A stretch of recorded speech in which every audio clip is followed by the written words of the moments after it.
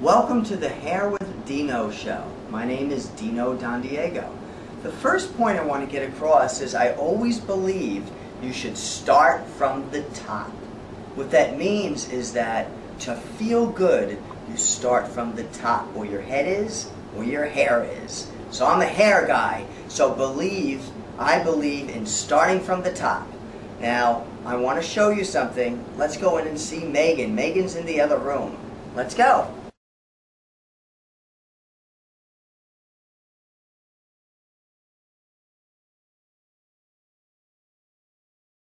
This is Megan. Say hi to Megan. Now, the first thing I want to go over is something very important but basic.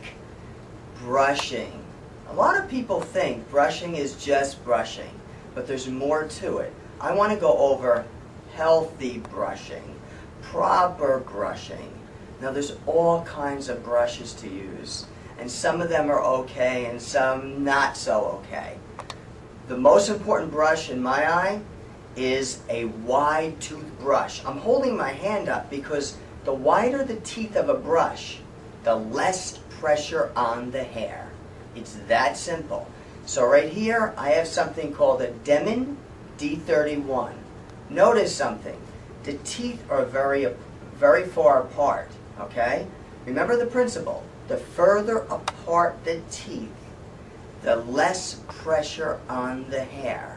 The reason why I like this brush is because the teeth are very far apart and there's no obstructions, meaning there's no hooks, there's no balls, it's smooth. The principle also follows with the comb. Let's look at a couple combs. Let's look at this comb. Fine teeth, wide teeth. The finer tooth, you better comb slow and you better be careful. The wider the teeth, the safer, the less pressure.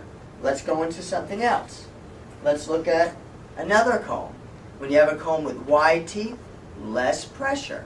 These teeth are kind of fat, each one are thick, and that makes it go through the hair a little slower, but nevertheless, the teeth are wide, less pressure. So let's take an example. When you comb with something wide, it goes through the hair easier, okay? And when you comb through the hair with the fine part, it's going to take longer. I would never take this fine part of the comb and then comb through Megan's hair because she has a lot of hair. It would take me a long time. A wider tooth, it's going to allow me to go through easier, but still, this comb is too small for her hair to comb all the way through. Not that you can't, it's just it's going to take longer. So let's get back to the brushing, okay? Wide tooth brush. Now I want to go over the proper way, the healthier way to brush hair. Here's the way to brush hair. You should brush always from the bottom. You brush from the bottom with a wide tooth comb and you work your way up, going over the top and the bottom. And you don't rush, okay? If you rush too much and you get caught and you pull, that's how you snap the hair. Little ends of your hair get snapped and then you get little fish hooks, okay? So if you ever see somebody's hair and you wonder why the hair has little fuzzy edges coming through the hair, those hairs are little broken hairs from rushing through brushing or from brushing with an improper brush. So when you brush from the bottom and you work your way up until you get all the way through. And you do that on every area. If I spin her now, I would do that on the bottom. Watch what I would do. I would take the brush and I would brush from the bottom, and I notice that, please notice you don't pull. No pulling. Brush from the bottom. Watch, I'm going to go through all her hair first on the bottom. I would brush on the bottom like this and work my way up. I'm just brushing the bottom.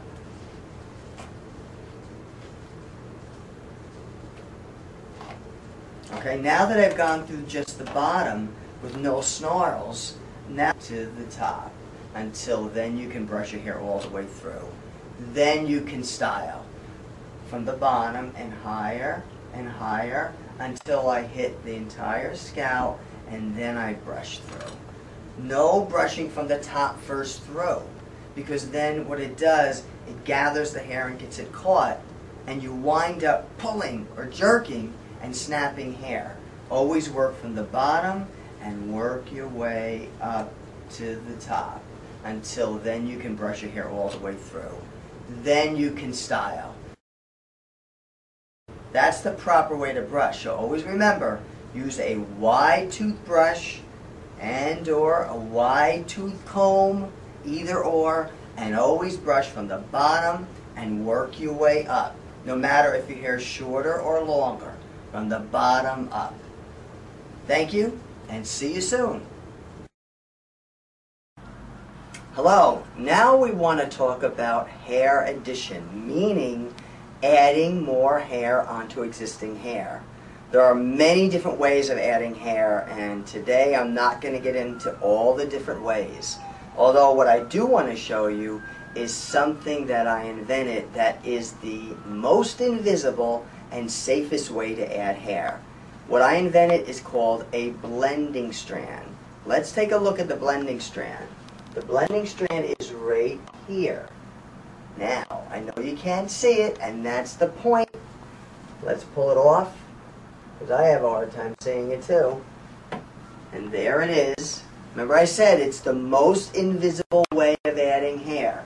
Now I have to pick up a black background just so the camera can see this. So let's take a close look. Now you know what the blending strand looks like. There's nothing as fine and as visible as the blending strand. Remember that. Now here's the next thing I want to show you. We actually add one human hair at a time onto this blending strand.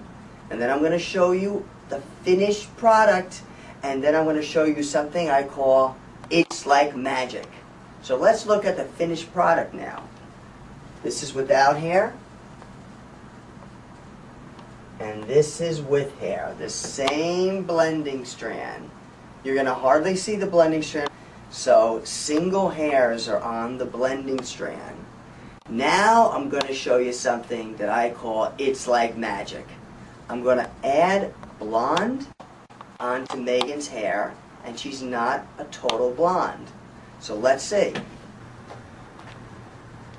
Alright, here's our blending strand. It's blonde. She's not a blonde. When I lay the blending strand on top of her hair, you see one big blonde streak. But now I'm going to show you something magical. Watch what happens when I feed Megan's hair through the blending strand. This blonde streak will fade away. Let's get started. I'm going to start to feed Megan's hair through the blending strand. And the interesting thing is that because the blending strand only has one hair at a time on it, what happens is that Megan's hair will integrate with the blending strand, or the blending strand hair will slowly fade into Megan's hair, and you'll see less and less of the blonde and more of a subtle highlight. So there's the blending strand with one hair at a time on it. And notice all I'm doing is just feeding Megan's hair through the diamond openings of the blending strand. It's simple, it comes through very easy. And just remember something, if you start to notice, that blonde streak is not so much of a blonde streak anymore. Now there's a combination of Megan's hair, an even distribution of Megan's hair and the added blonde section. And because it's blended so well, now you only see little triggle highlights. Look, that blonde streak has gone away. Now instead you just see highlights of the blonde instead of one big section of the blonde. And let's start to see what happens now. And this is the magical part. The magical part is Instead of now seeing a blonde hunk of hair, you now see little blonde streaks. All we're doing is feeding your hair. Remember, the blending strand has diamond openings. Little diamond openings with one hair at a time on it. So when you add the client's hair in between the blending strand hair, it will fade away. You can actually add blonde hair on black hair, opposite match, and it'll fade right into it and look like a subtle highlight. This is what we want to show. So remember, brushing, the proper healthy way of brushing, and the blending strand, it's like magic. And also, always remember, you start from the top. Thank you, and I'll see you soon.